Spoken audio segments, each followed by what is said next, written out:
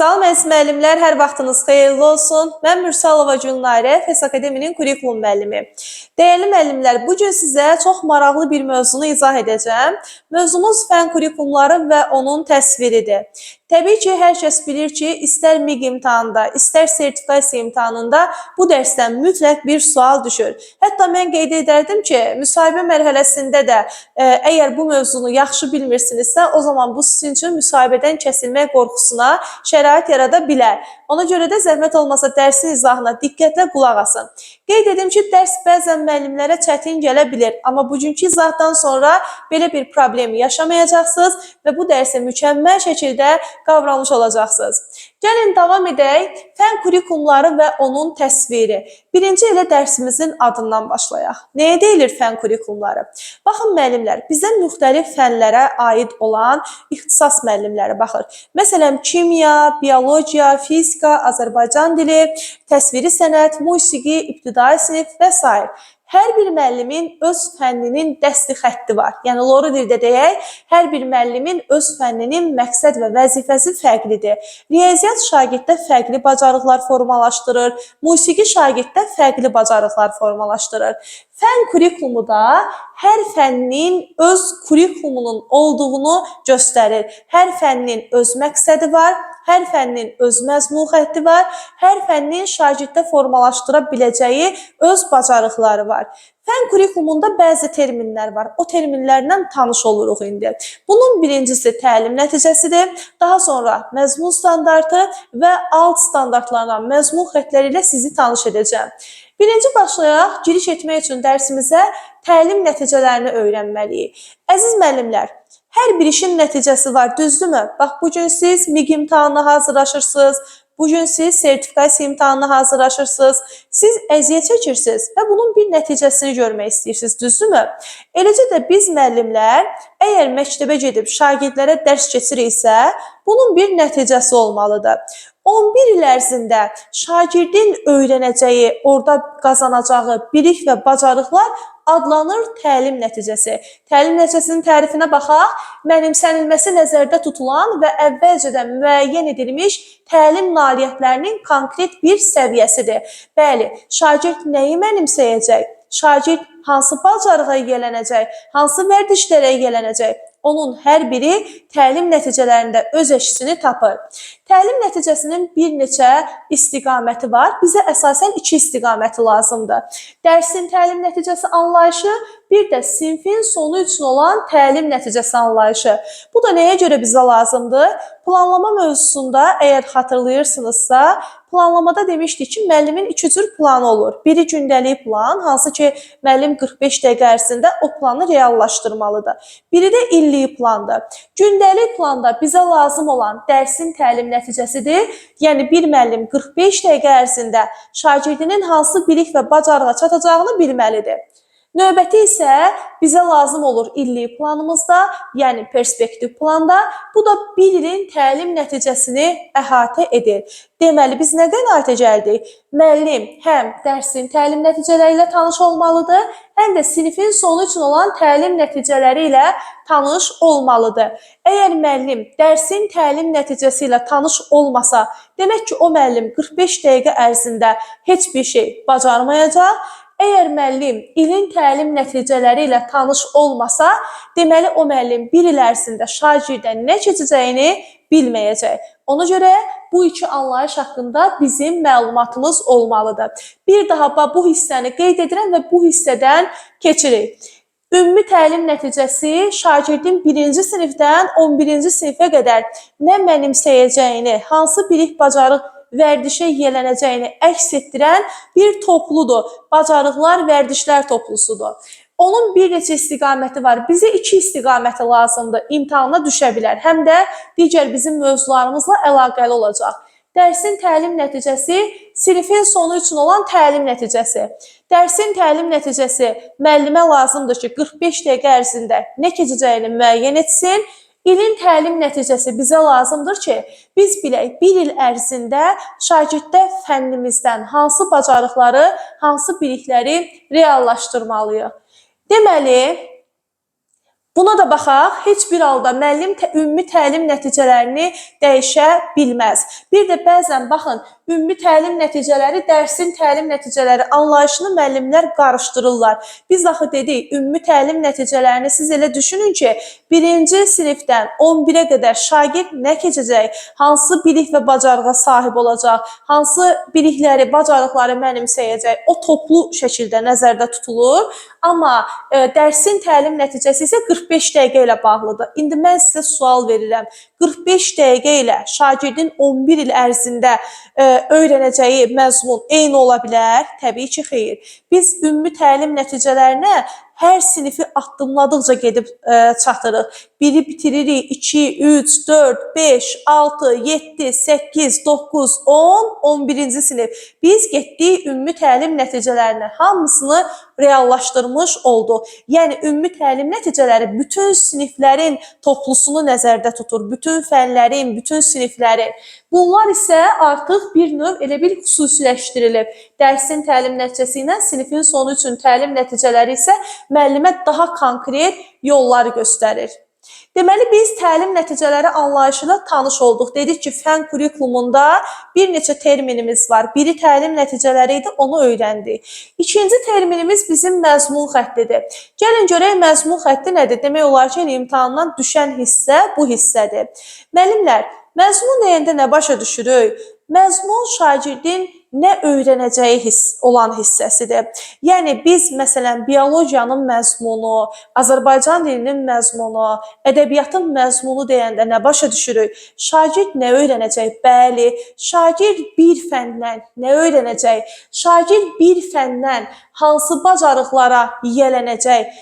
Hansı fən, məsələn, tutaq ki, istənilən bir fən olsun, ədəbiyyat fənni, şagirddə hansı bacarığı formalaşdıracaq? Məsələn, riyaziyyat fənni, şagirddə hansı bacarığı formalaşdıracaq? Məsələn, coğrafiya fənni, şagirddə hansı bacarığı formalaşdıracaq? Bax, bunu nə müəyyən edir? Məzmun xətti müəyyən edir. Məzmun xətti təlim nəticələrini reallaşdırır. Bayaqları biz sizinlə təlim nəticələrindən danışdıq. Dövlət ümumi təlim nəticələrini verir fənlər üzrə müəllimlərə və müəllimlər də gəlir məzmun xətti üzrə həmin təlim nəticələrini reallaşdırır. Yadda saxlayın, məzmun xətti dəyişmir. Dövlət özü dəyişə bilər. Məsələn, hal-hazırda artıq bütün fənlərin demək olar ki, məzmun xəttləri yenilənir. Bunu dövlət edə bilər, amma bu hər il baş verən bir proses deyil. Məsələn, ola bilər ki, 6 ildən bir, ola bilər ki, 8 ildən bir baş verən bir proses olsun. Hal-hazırda tarix müəllimlərinin fən kurikulumları qalıb. Demək olar ki, digər fən kurikulumları dəyişmiş, artıq dəyişmişdir. Yeni fən kurikulumların müəllimlərə təqdim edirlər. Biz orada görürük ki, məzmun xətti dəyişib. Amma yenə də deyirəm, bunu hər il etmək, burada ona görə yazmışam ki, fənlər üzrə, belə deyim, müəllim onu dəyişə bilməz və yaxud da hər il o dəyişməz. O, müəyyən bir uzun müddətli bir proses kimi düşünün ki, bir fənnin məzmun xətti nə deməkdir? Yəni, bu şagird bu fəndən 11 il ərzində nə öyrənməlidir? Məsələn, indi gəlin baxaq nəyə? Məzmun xəttindən fənlər üzrə danışaq, sonra keçək alt standarta. Müəllimlər, məzmun xəttinə bayaqlar başlayanda dedim ki, bu dərsdən, ümumiyyətlə bu hissədən çox sual düşür və sırf da məzmun xəttindən sual düşür. Yadda saxlayın ki, əgər siz məzmun xətti üzrə suallara düz cavab vermək istəyirsinizsə, o zaman hər bir müəllim öz fənninin məzmun xəttini bilməlidir. Məsələn, informatika öz məzmun xəttini, coğrafiya öz məzmun xəttini, riyaziyyat müəllimləri öz məzmun xəttlərini əzbər bilməlidir. Bircə ibtidai sinif müəllimləri 7 fənnin məzmun xəttini bilməlidir. Onu da nəyə görə deyirik? Çünki ibtidai sinif müəllimləri axı aşağı sinifdə tədris edirlər. Musiqi, təsviri sənət, texnologiya, riyaziyyat, həyat bilgisi, Azərbaycan dili, fiziki tərbiyə. Yəni, bunları tədris etdiyinə görə ibtidai sinif müəllimləri 7-sini də bilməlidir. Amma digər müəllimlər isə tək öz fənnini bilsə kifayətdir. Tək öz fənninin məzmun xəttlərini bilsə, o demək olar ki, bütün suallarda düzgün cavabı tapa biləcək. Məzmun xəttini ümumiləşdirirəm. Bir daha deyirəm və dönə-dönə təkrar edirik. fən kurikulumunda müəyyən terminlərlə tanış olacağıq bu gün. Təlim nəticəsi, məzmun xətti, məzmun standartı, daha çox alt standarta baxacağıq biz bu gün.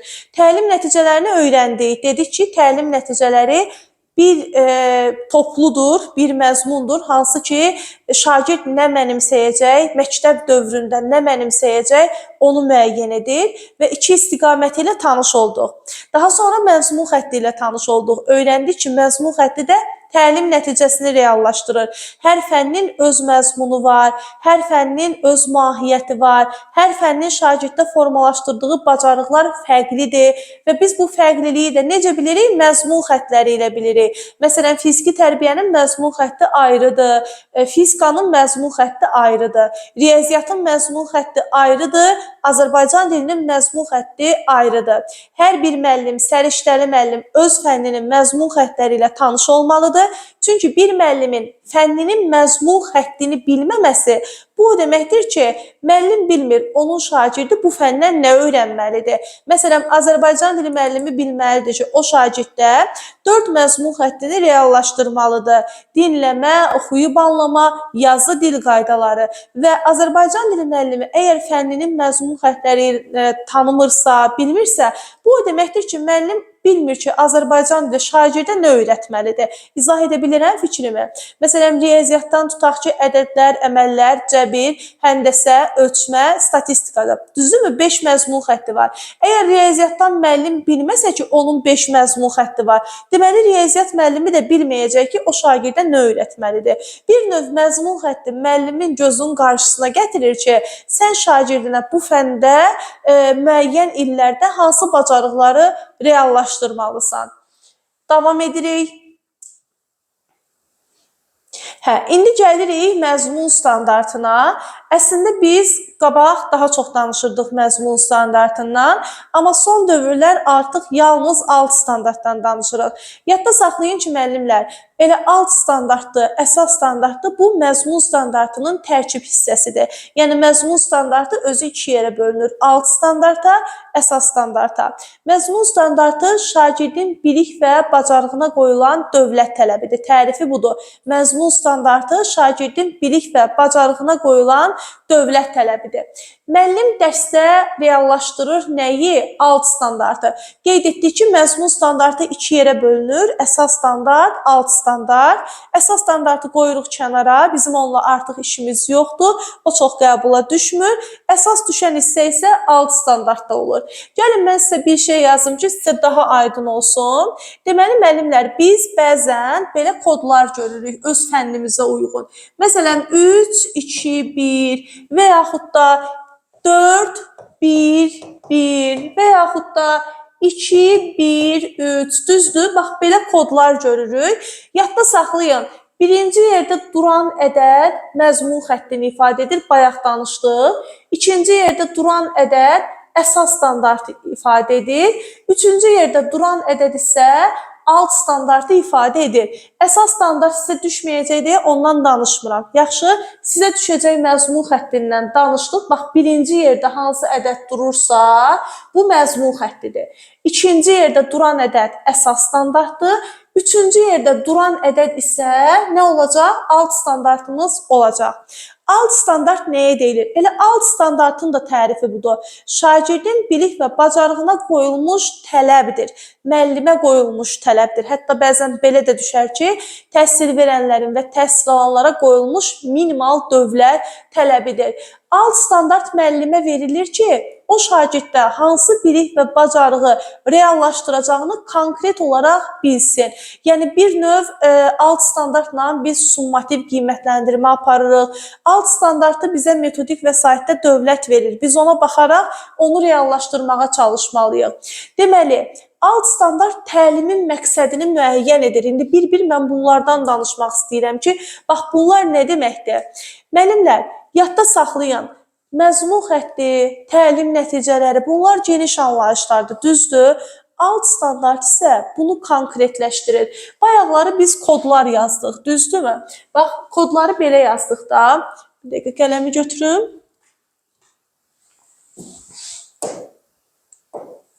Aha, deməli, bayaqları biz belə kodlar yazdıq sizinlə, düzdür? Birinci gördünüz müəllimlər məzmun xətti gəldi, ikinci əsas standart gəldi, üçüncü ən axırda alt standart gəldi. Təlimin məqsədini müəyyən edən bəs sonuncudur. Yadda saxlayın. Yəni təlimin məqsədini əsas müəyyən edən sonuncudur. Sonuncu bizim rəqəbimizdir. Və biz buna alt standart deyirik. Məsələn, 4 məzmun xəttidir. 3-cü sinifdə də 4 var, 5-ci sinifdə də 4 var, 7-ci sinifdə də 4 var. Azərbaycan dil fənnindən bu dəyişməyəcək. Eləcə riyaziyyat fənnindən bu dəyişməyəcək. Bizdə dəyişən nədir? Siniflər üzrə dəyişən məhz bizim alt standartlarımızdır. Yəni biz artıq əgər aşağı sinifdə 4-1-1-i keçiriksə, yuxarı sinifdə o 4-1-1-in daha mürəkkəb formasını keçirik. 9-da daha mürəkkəb formasını keçirik. Məsələn, lap belə deyək, aşağı sinifdə biz hərəkət bildirən söz keçirik, düzdür? Yuxarı sinifdə nə keçirik? Feili. Daha yuxarı sinifdə nə keçirik? Təəssüflənən, təəssüflənməyən formaları. Daha yuxarı siniflərə keçdikcə feilin şəkilləri, feilin növləri və s. Yəni, hər dəfə biz yuxarı sinifə getdikcə bizim alt standartımız da nə edir? Mürəkkəbləşir. Ona görə deyirik ki, alt standart təlimin məzmununu davamlı inkişaf etdirir. Alt standart müəllimə göstərir ki, sən dərsi necə təşkil etməlisən? Yəni, sən dərsdə şagirdinə nə öyrətməlisən, nə etməlisən? Axı, tərifinə baxın, şagirdin bilik və bacarığına qoyulmuş dövlət tələbi. Məsələn, mən sizə bir alt standart deyim, dinlədiyi fikrə münasibət bildirir. Deməli, bir müəllim kimi, əgər mənim alt standartım budursa, mən dərsə daxil oldumsa, şagirdə mətn dinlətməliyəm və yaxud özüm uca səslə oxumalıyam və şagird oradakı fikirləri əsaslandırmalıdır. Mən bunu reallaşdırmalıyam sinifdə. Bəzən biz alt standartın özün həm də dərsimizin məqsədi kimi istifadə edirik. Məsələn, 2 il bundan qabaq deyirdik, yox, alt standartı müəllim görür və hətta qayıdıb sonra müəllim ondan məqsəd çıxartmalıdır. Alt standartın özün məqsəd kimi götürmək olmaz deyirdik. Amma indi artıq demirik. İndi deyirik ki, müasir alt standartlar o qədər sadə formadadır ki, müəllim onu gündəlik təlim nəticəsi kimi və yaxud da dərsin təlim nəticəsi kimi də istifadə edə bilər. Alt standart sinifdən sinifə keçdikcə dəyişir. Təlimdə inteqrativliyi təmin edir. Bəli, məsələn, indi biz öyrənəcəyik ki, burada inteqrasiyanın neçə növü var, ondan da danışarıq. O ayrıca bir hissədir. Bir daha mən alt standart haqqında fikirləri ümumiləşdirim, daha sonra inteqrasiyaya keçmək istəyirəm və əvvələ qayıdıram. Dönə-dönə özüm əvvələ qayıdıram ki, hər şey sizə daha yaxşı aydın olsun. Biz fən kurikulumlarla tanış olduq, düzdür? Fən kurikulumu nəyə deyilirdi? Videonu saxlayın, özünüz bu suala cavab verin, sonra izaha qulaq asın. Fən kurikulumu hər bir fənnin mahiyyətini izah edirdi. Daha sonra dedik ki, fən kurikulumunda hansı terminlər öz əksini tapırdı? Yenə də videonu dayandırın və suala cavab verin. Məzmun xətti, ümumi təlim nəticələri, məzmun standartı, əsas standart, alt standart və s. Ümumi təlim nəticələri nəyə deyilirdi? Mənimsənilməsi nəzərdə tutulan təlim nailiyyətlərinin konkret bir səviyyəsi idi. Yəni, ümumi təlim nəticəsi adı üstündə 11 il ərzində şagird hansı fəndən, hansı bacarığa yiyələnəcək öz əksini tapır. Harda? Təlim nəticələrində. Təlim nəticələrinin bir neçə istiqaməti var idi. Bizə neçə istiqaməti lazım idi? 2 istiqaməti.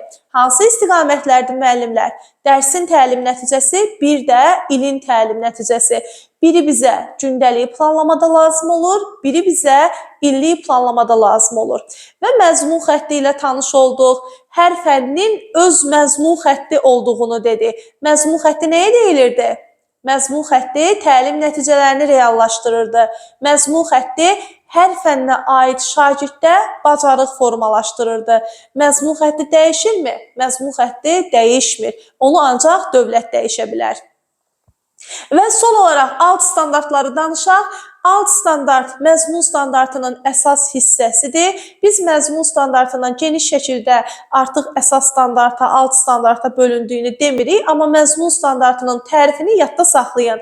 Məzmun standartı şagirdin bilik və bacarığına qoyulmuş dövlət tələbidir. 2 əsas hissəyə bölünür. Alt standarta və əsas standarta. Əsas standart qəbula düşmədiyinə görə ondan artıq danışmırıq. Biz danışırıq alt standartdan, məzmun standartının tərkib hissəsi olan alt standartdan.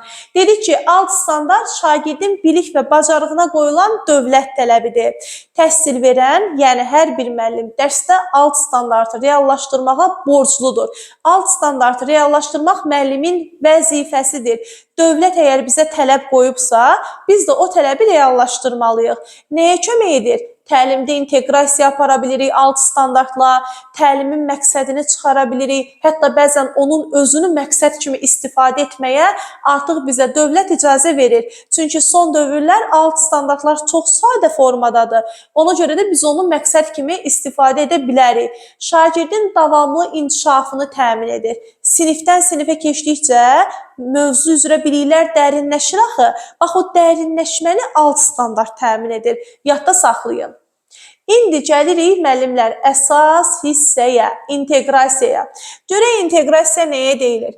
İnteqrasiya müəllimə kömək edir ki, o dərsi şagirdə daha gözəl, daha ətraflı, onun dünya görüşünü zənginləşdirəcək formada izah etsin. İnteqrasiyanın 3 növü var. Fən daxili inteqrasiya, fənn üstü inteqrasiya və fənlər arası inteqrasiya. Gəlin birinci baxaq görək, fən daxili inteqrasiya nəyə deyilir? Baxın, fən daxili inteqrasiyanı bilmək istəyirsinizsə, mütləq hər bir müəllim öz məzmun xəttini bilməlidir. Əgər müəllimlər siz məzmun xəttinizi əzbərləməsəniz, o zaman şaquli və üfüqi inteqrasiyanı testdə tapa bilməyəcəksiniz. Hər müəllim öz fənninin məzmun xəttini əzbərləmək istəyirsə, bu videonun altına bir PDF yerləşdirəcəm. Həmin PDF-i yükləməklə fənninizin məzmun xəttləri ilə, yəni yeni məzmun xəttləri ilə tanış ola bilərsiniz. Bir də yadda saxlayın, hər müəllim öz fənninin məzmun xətti ilə tanış olsun. Bircə ibtidai sinifdən başqa. İbtidai sinif 7 fənni bilməlidir, çünki o 7 fənni tədris etmək ixtiyarındadır. Həmin fənləri də qeyd etdim bayaqları. Fən daxili inteqrasiya nədir? Adı üstündə daxili, fənnin daxilində baş verən inteqrasiyadır. İki yerə bölünür şaquli inteqrasiya və üfüqi inteqrasiya. Şaquli inteqrasiya nəyə deyilir? Əgər müəllim öz fənnindən bir mövzunu keçirsə, həmin mövzuda aşağı sinifi uşağa xatırladırsa, bu olur fən daxili şaquli inteqrasiya. Baxın, şaquli inteqrasiyanı düz xətt kimi düşünün, düzdür. Bax, bu şaquli xətti də düzdür. Biz şaquli inteqrasiyada şagirdin mövzu ilə bağlı bir növ köhnə biliklərini yada salırıq. Məsələn, biz əgər aşağı sinifdə hərəkət bildirən söz keçmişiksə, yuxarı sinifdə fe'l dərsini keçiriksə, hərəkət bildirən sözü şagirdə xatırladırıqsa, olur şaquli inteqrasiya. Başa düşdünüz? Və yaxud da, bugün mən riyaziyyat müəllimiyəm. 3 rəqəmli ədədin 3 rəqəmli ədədə vurulmasını şagirdə izah edirəm. Əgər mən 3 rəqəmli ədədin 2 rəqəmli ədədə vurulmasını şagirdin yadına salıramsa, daha sonra keçirəm 3 rəqəmlinin 3 rəqəmliyə vurulmasını şagirdə izah edirəmsə, bu şaquli inteqrasiya olacaq. Müəllim axı şaquli inteqrasiya eləməsə, mövzunu şagirdə gözəl şəkildə başa sala bilməz. Bir növ belə deyək də, şagirdin o əvvəlki bilik və bacarığını ona xatırlatmasan, şagird başa düşər, bugün nədən danışırsan. Amma əgər şagirdə xatırlatsanız, o daha gözəl başa düşəcək ki, siz bugün ona nə demək istəyirsiniz. Bax, bu fənnin daxilində baş verən şaquli inteqrasiyadır. Bütün fənlərdə aparmaq olar fən daxili şaquli inteqrasiyanı. Hətta bəzən bizə deyirlər ki, şaquli inteqrasiya demək olar ki, təzə mövzuların hər birində aparılmalıdır. Yəni, belə bir məsələ də var. Davam edirəm. Üfüqi inteqrasiya görək nəyə deyilir?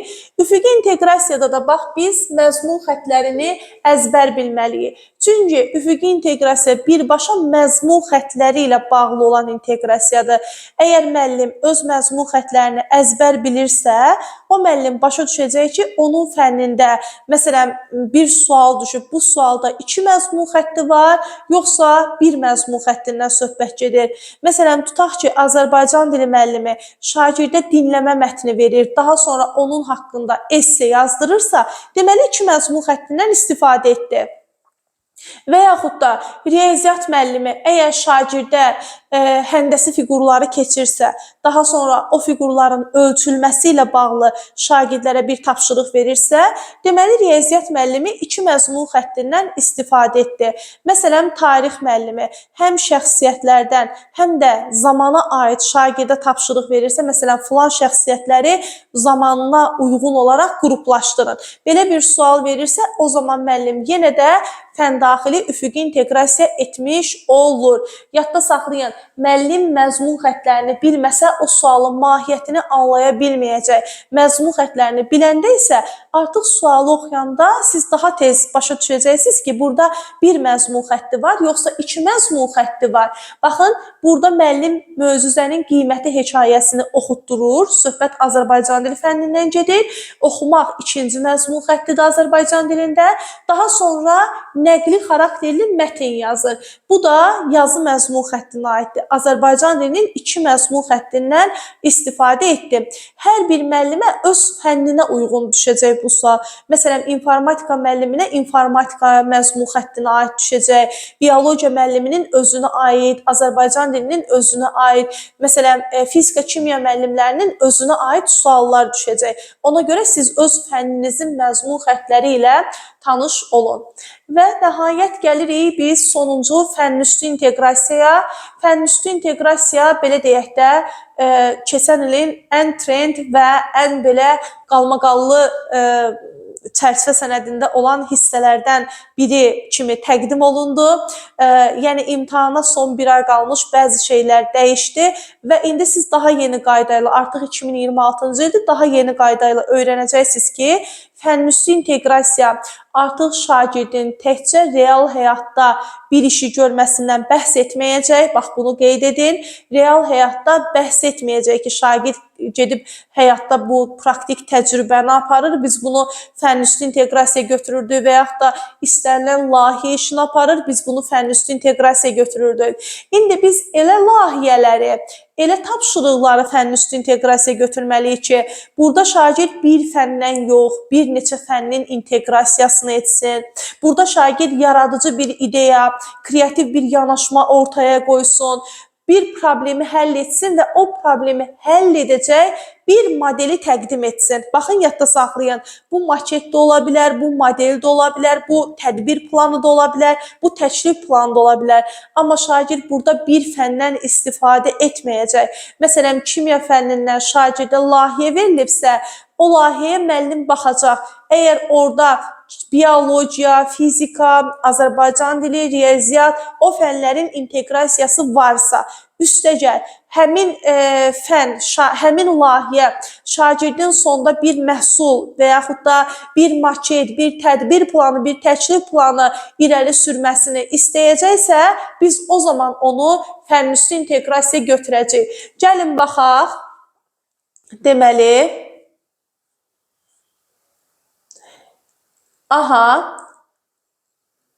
baxın müəllimlər, məktəbin enerji sərfiyyatı çox yüksəkdir və bu həm maliyyə, həm də ekoloji baxımdan problemlər yaradır. Enerji sərfiyyatının niyə yüksək olduğunu araşdırın. Enerji qənaətinə təsir edən amilləri azaltmaq üçün tədbir planı hazırlayın, onu təqdim edin. İndi hətta bunu biz biraz da belə deyək, yeni qaydalara uyğun mən bunu da qeyd edərdim ki, daha dəqiq olsun. Deməli, enerji qənaətinə təsir edən amilləri azaltmaq üçün tədbir planı hazırla və sonda bir məhsul təqdim et. Həmin, yəni bu məhsul qənaətə yönələn bir məhsul olmalıdır. Başa düşdünüz? Və yaxud da ikinci sualımıza baxaq. Şəhərimizdə gündəlik istifadə olunan elektrik enerjisinin miqdarı getdikcə artır. Şagirdlərə tapşırıq verilir ki, elektron cihazların enerji sərfiyyatını ölçmək və müqayisə etmək üçün sadə fiziki hesablama aparsınlar. Enerji sərfiyyatına görə elektron tullantıların artımını və ətraf mühitə təsirini qrafiklə göstərsinlər. Qrup şəklində işləyərək enerji qənaətinə yönəlmiş sensorlu işıq sistemi hazırlasınlar. Gördünüz müəllimlər? Yəni burada fizikada var, burada riyaziyyat da var, müqayisə aparacaq, informatikadan da istifadə istifadə edəcək, qrafiklərlə nəyisə göstərəcək. Yəni bir fənnin yox, bir fizika fənnindən bəhs etmədik burada. Bir neçə fəndən bəhs etdik. Sonda da nə etdik? Məhsul təqdim elədi. Qurğu, deməli, sensorlu işıq sistemi hazırlamalıdır şagird. Bax, bu da artıq fənnin üstü inteqrasiya. Yəni, siz öz fənninizdə mütləq bu situasiyaları görməlisiniz ki, onu fənnin üstü inteqrasiya götürəsiniz. Bir daha inteqrasiyaya gəlin, qaydaq. Bir daha təkrarlayaq ki, yadımızda qalsın. Deməli, biz inteqrasiyanın 3 növündən danışdıq, düzdür? İndi siz yenə də videonu dayandırın və suallara cavab verin. İnteqrasiyanın neçə növ var idi? Fən daxili, fənn üstü, fənlər arası inteqrasiya. Fən daxili inteqrasiya nəyə deyilirdi? Fənnin daxilində baş verən inteqrasiyadan söhbət gedirdi və biz bunu 2 yerə ayırdıq. Şaquli inteqrasiyaya, üfüqi inteqrasiyaya. Qələmimizi götürək. Deməli, şaquli inteqrasiya və üfüqi inteqrasiyaya. Şaquli inteqrasiya dedik ki, düz xətlə yadımızda saxlayırıq, aşağı sinifə düşürük və demək olar ki, müəllimlər yeni mövzu keçəndə şaquli inteqrasiyaya müraciət edirlər. Bax, belə də yadda saxlaya bilərsiniz. Əvvəlki bilikləri şagirdə xatırlatmalıyıq. Əvvəlki bilikləri şagirdin yadına salırıq. Mövzu haqqında, keçdiyimiz mövzu haqqında aşağı sinifə düşürük. Məsələn, bayaqlarda dedim, yuxarı sinifdə fonetikanı keçirəmsə, mütləq aşağı sinifdə keçdiyim o fonetika mövzusuna da toxunmalıyam. Daha sonra üfüqi inteqrasiyada dedik ki, müəllimlər nəyə əzbər bilməlidir? Hər bir müəllim öz fənninin məzmun xəttini əzbər bilməlidir. Məzmun xəttini əzbər bilməsək, üfüqi inteqrasiyanı testdə tapa bilmərik. Əgər sizə verilən situasiyada bir yox, bir neçə məzmun xətti varsa, bilin ki, o sualın cavabı fən daxili üfüqi inteqrasiya olacaq. Məsələn, hər fənnə aid olan suallar olur. Hər fənnin də özünə uyğun suallar düşür. Azərbaycan dili müəlliminə informatikadan düşməyəcək, riyaziyyatdan düşməyəcək, riyaziyyat müəlliminə kimyadan düşməyəcək, özünə uyğun sual düşəcək. Ona görə də siz məzmun xəttlərin öyrənin ki, biləsiniz ki, söhbət nədən gedir orada. Fənlər arası inteqrasiyada dedik ki, 2 və 3 fənnin inteqrasiyası var. Fənlər arası inteqrasiya deyəndə biz artıq orada riyaziyyatla Azərbaycan dilini əlaqələndirə bilərik, təsviri sənətlə musiqini. Məsələn, mən ədəbiyyatdan Şah İsmail Xətaini keçirəmsə, artıq buna, belə deyim, tarix dərsdə də inteqrasiya edirəm və yaxud da coğrafiyada bir məkan keçirəm, o məkanda hansı başqa tarixi hadisələr olub, onun haqqında danışıram. Coğrafiya ilə tarixi əlaqələndirdim. Və yaxud da riyaziyyat dərsində hər hansı bir mövzu ilə bağlı bir musiqi var, rəqəmlər haqqında. O musiqini səsləndirirəmsə, riyaziyyatla musiqini inteqrasiya etmiş oldum. Məsələn, bayaqları sizə sual göstərdim. Uşaqlar qrafik hazırlamalıdır və yaxud da araşdırma aparmalıdırlar. Bax, burada artıq Azərbaycan dili fənnindən verirəmsə, araşdırmanı harda apara bilərik? Kitabxanada da apara bilərik, internetdə də apara bilərik. Deməli, 2 fəndən inteqrasiya etmiş olduq. Azərbaycan dili ilə informatikanı inteqrasiya etmiş olduq. Və fənnüstü inteqrasiya qeyd etdim ki, keçən il dəyişən hissələrdən biri bu olmuşdu. Artıq biz fənnüstü inteqrasiyanı təkcə real həyatda tətbiq olunan bir inteqrasiya kimi baxmayacağıq. Əgər real həyatda tətbiq bizə versə, o zaman fənlər arasını düşünürük. Amma yox, orada şagird bir neçə fənnin inteqrasiyası oldu. Üstəgəl sonda şagird problemi həll etmək üçün məhsul təklif etdi. Nəsə bir layihə təklif etdi. Hansı ki, o problemi həll edəcək. Şagirdin yaradıcı təfəkkürünü, problem həll etməsini, belə deyək də, o 21-ci əsr bacarıqlarını ortaya qoyacaqsa, o zaman biz o sualın cavabını götürəcəyik fənnüstü inteqrasiyaya. Və bu inteqrasiyaya biz harda rast gəlirdik? Alt standartda. Alt standart nəyi təmin edirdi təlimdə? İnteqrativliyi təmin edirdi. Belə əziz müəllimlər, bu qədər. Əgər siz bu dərsin PDF-ini istəyirsinizsə, mütləq rəylərə üstəgəl qoyun və biz də sizinlə PDF-i paylaşaq. Sağ olun, dəyərli müəllimlər, növbəti dərslərdə görüşərik.